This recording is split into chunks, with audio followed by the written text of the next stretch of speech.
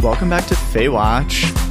We are very deep into it, into Serpent and the Wings of Night. On the middle school book report, we are at the end of the rising action, at the climax. Wow, good callback. Yeah. We're really climaxing, just like left, right, and center. Yes, in a sort of plot sense. The other climaxing was last episode. Alas. But yeah, our penultimate episode of the book. Dina, do you want to take us away? Yeah, I hope you guys are ready for the roller coaster that is this episode. We start off chapter 46 with Araya entering the final trial. At first, the arena is like divided up so she doesn't see anybody else, but there's a bunch of people trying to kill her, and she realizes that they're not actually people. They are basically dead corpses that have been made up to look like the gods. And so they're like dressed up as like Atraxis is like the fire god. And then there's like, they're just like these like really creepy figures that are trying to kill her. I know we're not big on action sequences here. No, famously. But I do want to say, like, I thought this was like creative and fun of Neaxia. Fun, interesting, because I think in the course of this, I believe, part of the trial, we learned that the dead corpses are like the former contestants in the trial. Well, it's not fun for them, I don't think.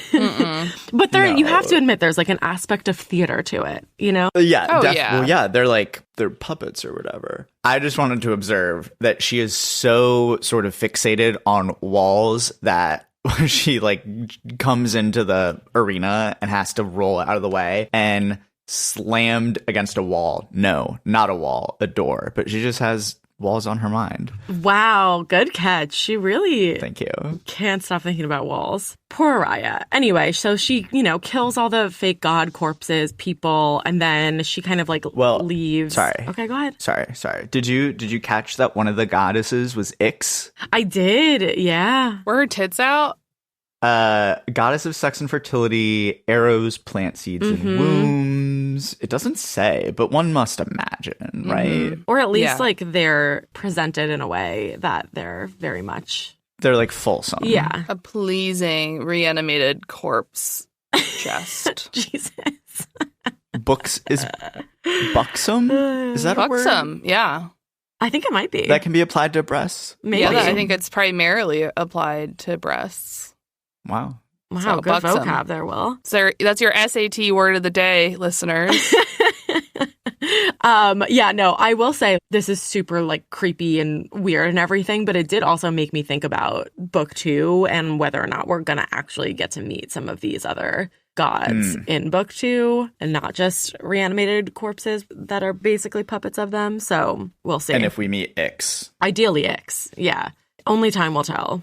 She kills the corpses and then opens a door and she's in this bigger space. She's looking around. She sees Vincent, who is extremely stressed out and concerned for her. Dude, you knew what you were doing when you convinced her to enter this trial. Like, no empathy for you right now. And she's like, oh, like, I hate him. I hate Vincent the King, but like Vincent, my father, I still love.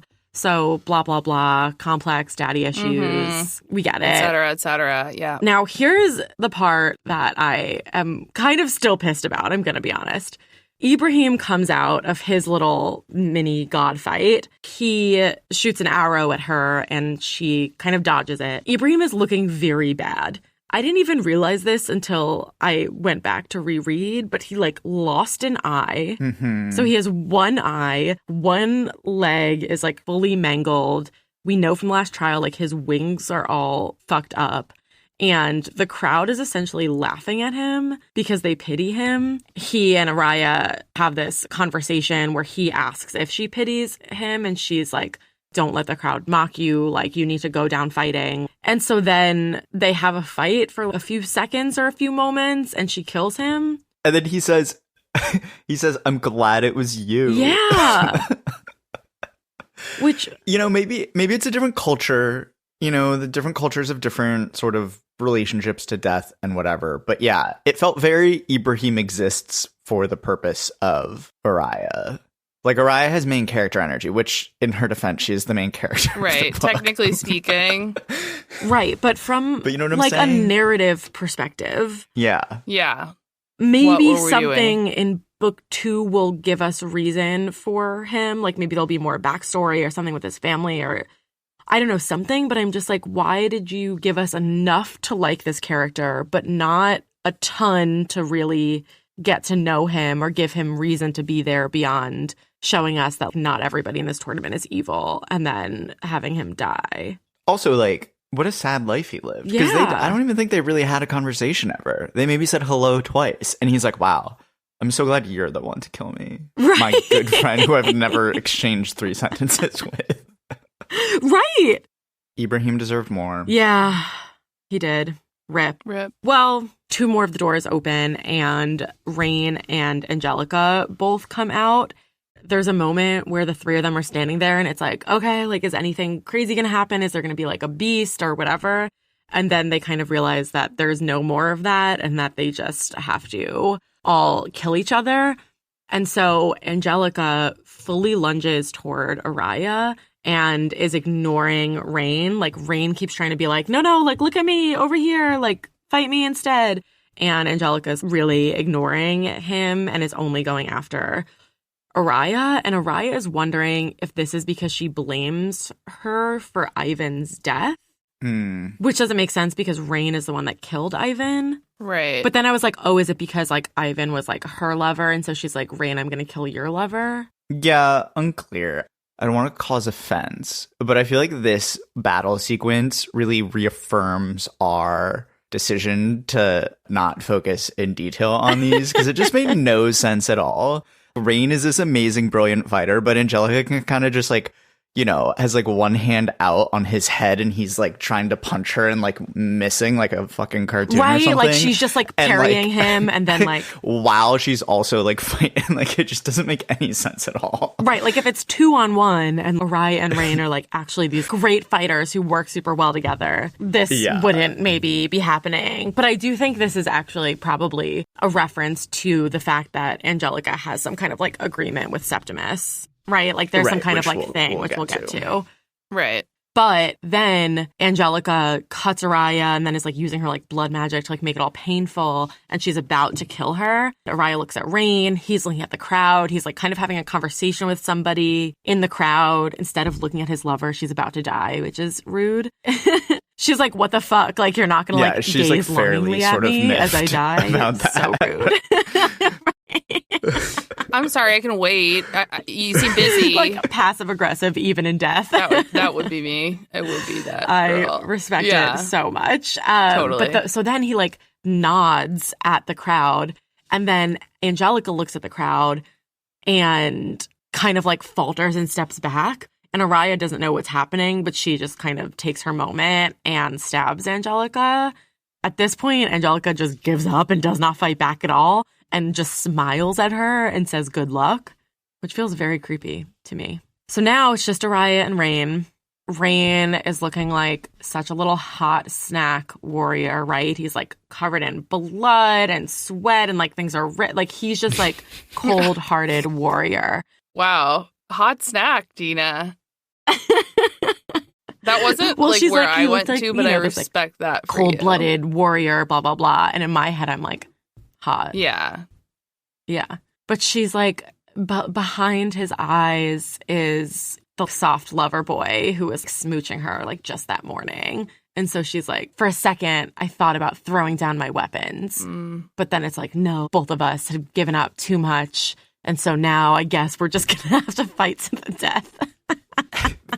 I continue. I mean, we'll talk about this in a moment. I just feel like they could have spent another half hour thinking about things and maybe reached a different conclusion. Right. Like if they'd allotted 30 minutes of their night of endless lovemaking to like talking things out a bit like further, let's think I about think it. we could have ended up Katniss did somewhere it, and else. she did Wow. not have 30 minutes to think about what to do. I know. She came up with an innovative idea. Yeah. But no, Exactly. these idiot lovers are like, well, I guess we have to kill each other now, which again is just like, we are not made for this world. I would be like, what? It just doesn't make the whole like, oh, we have like all she's at one point she's like, I had work to do. people to help. Who? You're just trying to go see your family. Like, who are you helping? Like, who, like, are now maybe your dad, like, wiped off the face of the planet anyway. Right. It's just really kind of, which, you know, I guess in her defense, I feel like this happens to people a lot, where you sort of set an initial goal and you don't check in on your way there as to whether it's still worth pursuing. Just sort of how I ended up in this much debt from law school. But it's too early to get that real, Will. Sorry. But, like, she literally never once talks about helping other people with her new power in the whole book. I don't know. So then they're like, okay, I guess we'll fight. But of course they're fighting in a way where, like, they're not really trying. And, you know, they know each other so well now. They've been intimate in all these ways that they can just anticipate each other's every move. Araya says, oh, you're holding back, which apparently is something that she said either before they had sex or around the time they had sex. So, like, if the parallels weren't clear enough, they've been, like, very much laid out here. Yes, explicitly. Explicitly laid out sort here. of a tell, don't show kind of situation. Right. For sure. But listen, as, you know, token undiscerning as a non-observant reader, we do appreciate it. Yeah. Truly. Go ahead and tell me, you know, because if you show me, I'm not going to see it. So, extremely good point. So Araya is like, no, like, we have to do this. Like, let's just do this already.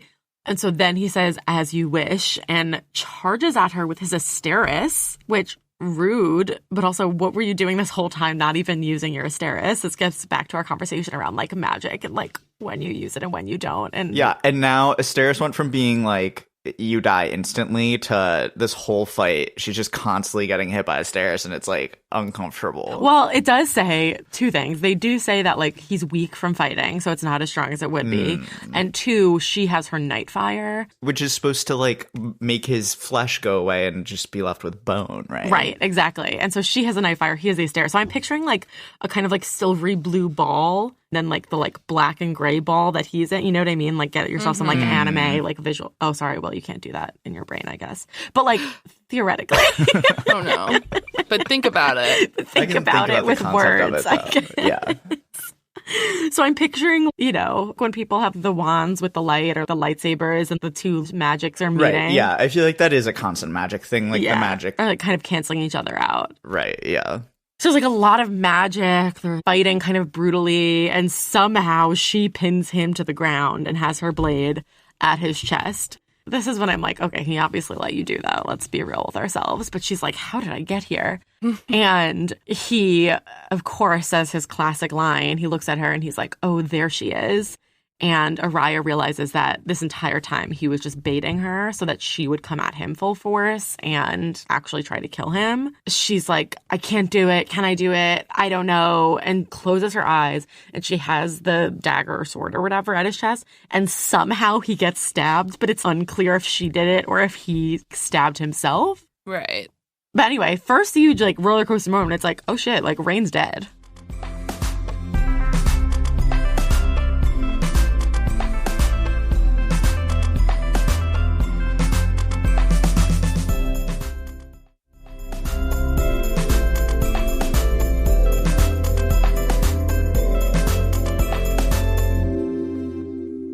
So she's immediately in denial. She's like, wait, I definitely did not slide that blade in. And she's trying to, like, grieve her lover. And the minister is like, okay, can we, like, get the show on the road, people? Like, you're the victor. Time to meet the goddess. You're welcome. Congrats. Haha, it's supposed to be happy. Like, get with it. Then Nyaxia shows up. And it turns out that even though Araya was like, oh, I always thought the gods were like, oh, surely you're making, like, a bigger deal of them than they really are.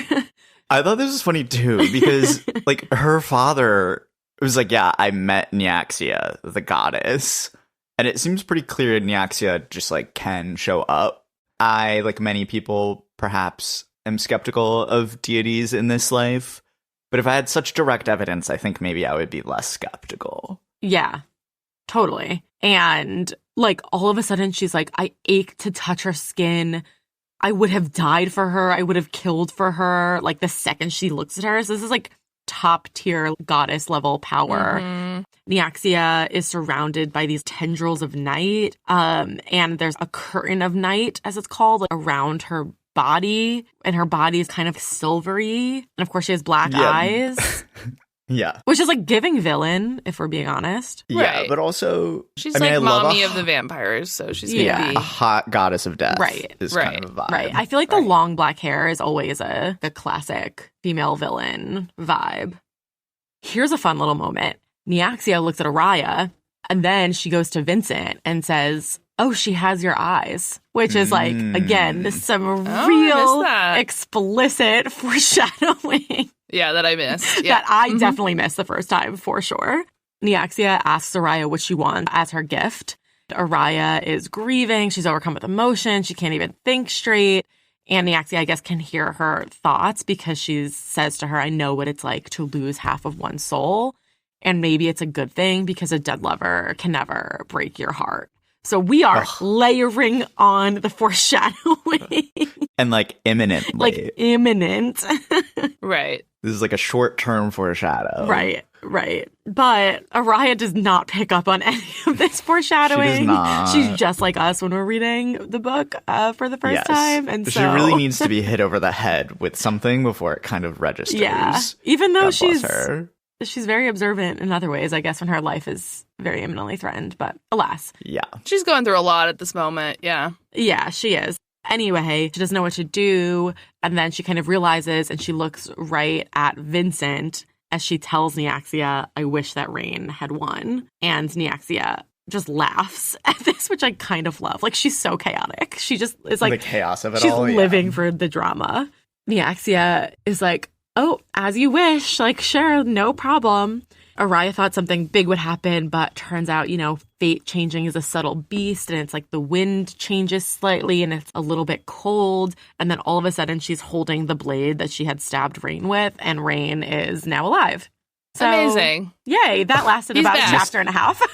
Yeah, I missed him for a chapter and a half. I'm so dumb because I truly thought he maybe was dead the first time I read this. And it's like, why would I think that? No, why would you think that? I fall for that every time because I think I just want it to be true. And it's like, no, of course not. Why of do course you want he's it to coming be back. true?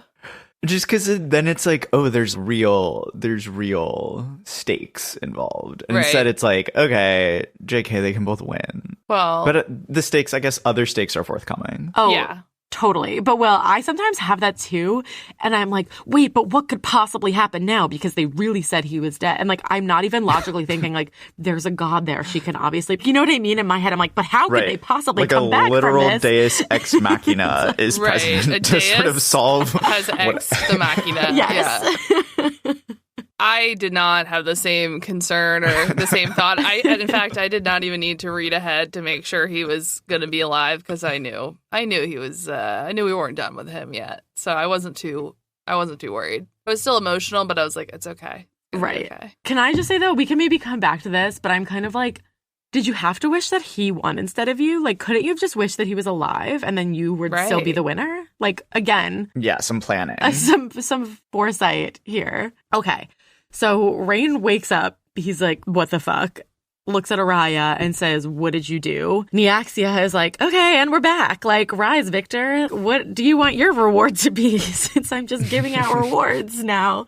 There's this really weird moment because he approaches Neaxia and she strokes his cheek and is like, what a long time it has been. Even fate did not know if I would see this face again. Yeah, I didn't get this. What does that mean? And he's like, likewise, my lady. Mm. So I'm like, okay, logical explanation here. Maybe when he was serving the other Night King or whatever, she popped up and was around. Oh, interesting. I was going to say, I bet they slept together.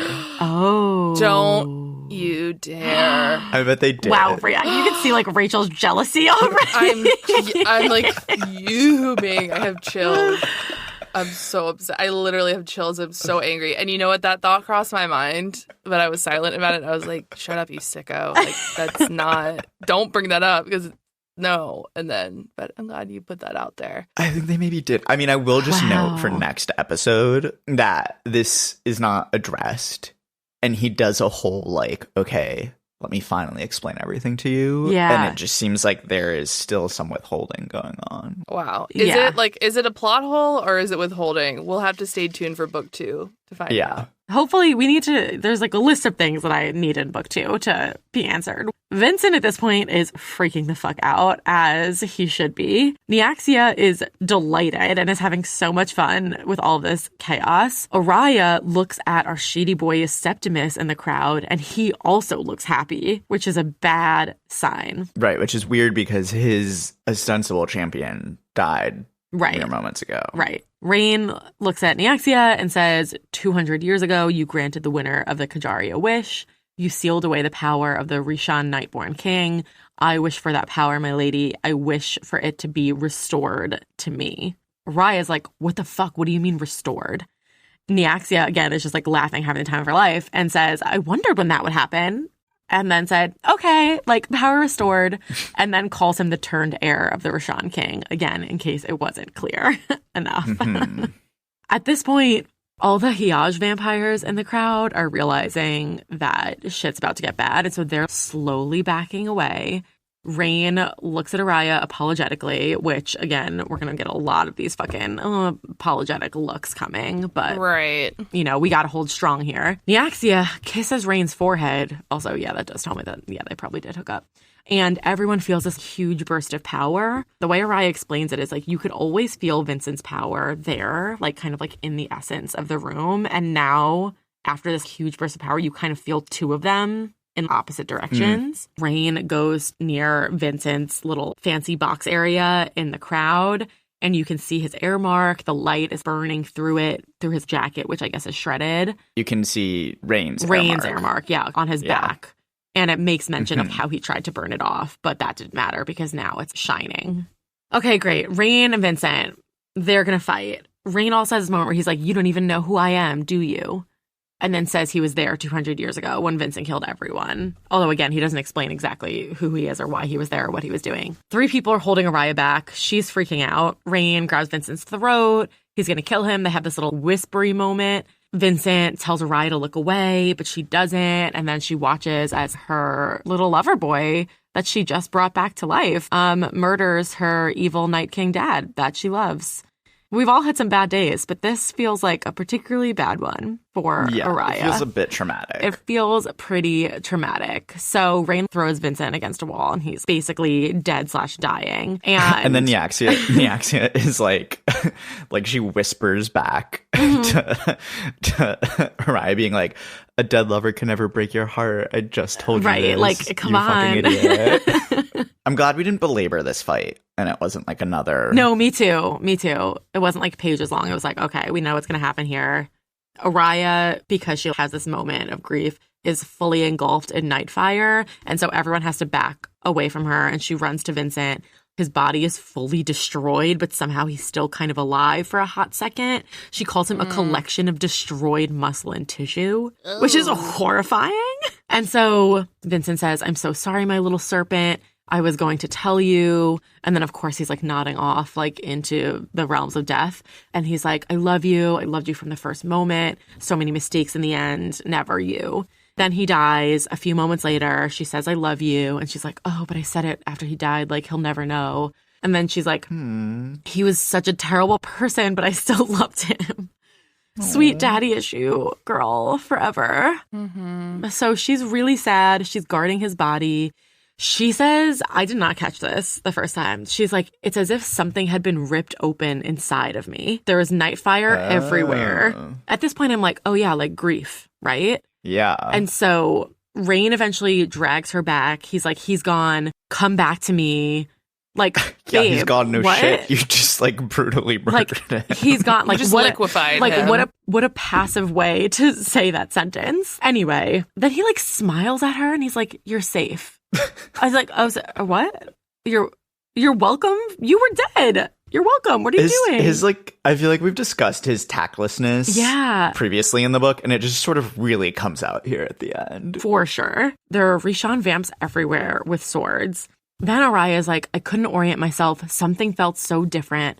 Felt like she was burning from within. Her throat hurt. Again, I'm just like, okay, yeah, you're going through a lot of trauma right now. But then, plot twist, she looks at her chest and everybody sees like her neck and chest area and she's covered in red tats, which means she's a freaking heir. Wow.